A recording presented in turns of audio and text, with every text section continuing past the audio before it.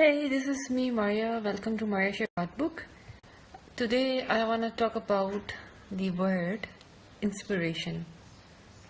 So, I am thrilled to have you here with me today. As textile educator and learner, we understand the importance of research and exploration in the design process. It's through this journey of discovery that we uncover new techniques, styles, and perspectives that shape our own artistic practice as a designer, as an artist, or if we are in any creative field. So, either it's pouring our design books, scoring the internet for inspiration, or immersing ourselves in the rich tapestry of textile history, research serves as the foundation upon which our creative vision are built. In this video, I am delved into how we can draw upon these external influences in our design process while maintaining our own unique artistic voice. So here are a few suggestions for students, for learners who are very fascinated from this word and they try to use in their presentations, their vivas and their juries. So it's about more than just being inspired by someone else's work. Okay, it's about engaging in a dialogue with the materials, techniques and ideas that surround us. So basically when we use the word inspired, it doesn't mean we are talking about a person or a person's work. In that work also included the materials, the techniques and the ideas behind the work process. So grab your sketchbooks, gather your fabrics and let's embark on this creative journey together, whether you are a seasoned textile artist or designer or just starting out. There is always something new to discover and explore in the world of design. So firstly, I just want to tell you about the word inspiration or inspired, pros and cons. So I am starting from the pros. There are 4 main headings in this section. Number 1, motivation. Number 2, exploration. Number 3, connection. And number 4, growth. Okay. So number 1, motivation is the word inspiration often evokes a sense of motivation and creativity. It can spark new ideas and encourage experimentation in your artistic practice. Okay. So number 2 is exploration. Seeking inspiration can lead you to explore different art forms, styles and techniques, broadening your artistic horizon. Okay. Number 3 is connection. Sharing sources of inspiration with peers and mentors can foster a sense of community and collaboration within the art and design community. And last one, number 4 is growth. This is very important. Like drawing inspiration from diverse sources can help you grow as an artist, pushing you to expand your skills and develop your unique artistic voice. So now let's go on cons. This section is very important for learners. Number 1, main point is pressure.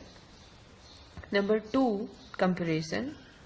Number 3, dependency. Number 4, plagiarism.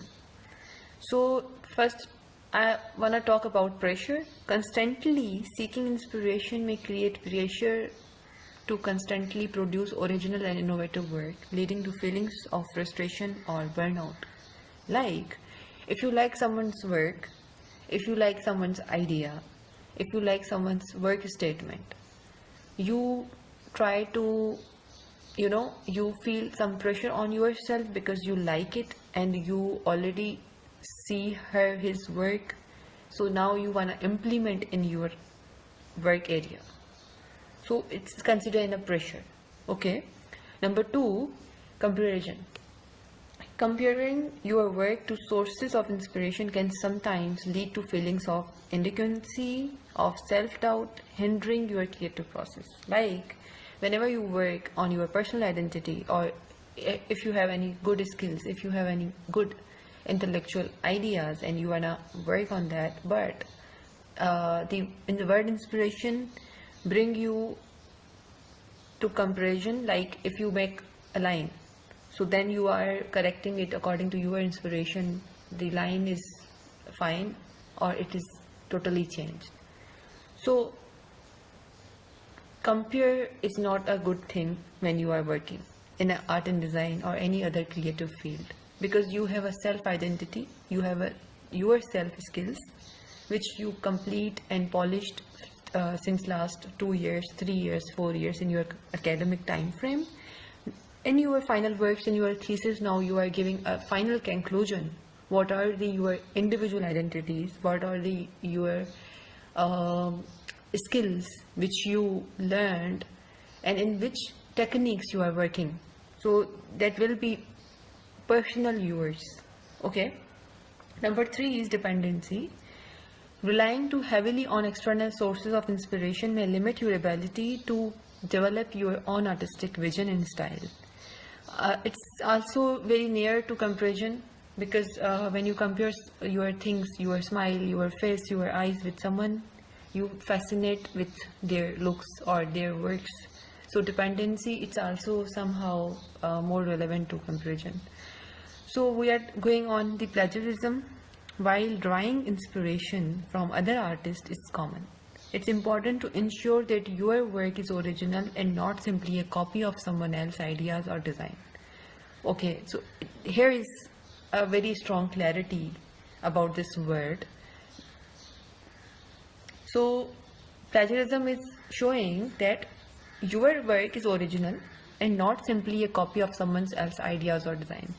So what I wanna say here, that you can inspire from someone's work, but never use this word in your presentation. You can say it about the identity, like for suppose, when you are inspired by someone else's work, take some time to think about what specifically captivate you. Was it the color palette, the texture, the technique, or something else? Once you have identified what inspired you, try to incorporate those elements into your own designs in what way that reflects your own unique style and perspective.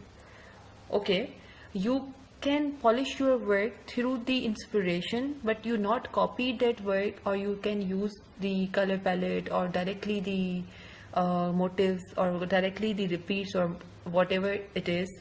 So just enhance your work, and you can go with their color palettes and motifs and whatever they did, but just for the reference. Okay, it can be polish you just, but you can't replicate it in your works. So remember, your identity as an artist or designer comes from your individual experiences, interests, and artistic choices. By blending inspiration from others with your own creativity, you can create work that is truly distinctive and authentic to you. So don't be afraid to explore different sources of inspiration, but always strive to make your designs your own. Here is it, and you can conclude it as your work concepts, what you are doing and what you are thinking. And I feel a lot of artists, a lot of designer gives you a spark, gives you a very intellectual thoughts, but you can quote their name. You can say that I saw his work, his color palette is very unique, and I explore from that color palette, and I find this different options, and then I realize this color palette makes my work very fascinating. So in this way, you are making your work, your research very, productive. But if you just said, I inspired from his color palette, so there is no any mean. You are not providing any mean. You just saying, I inspired. So I think in research and in research, in writing, in presentation, vivas or juries, you should don't use this word with your instructor, and you are talking about or you are explaining your work. Avoid this inspiration word. Thank you so much. Take care. Bye bye.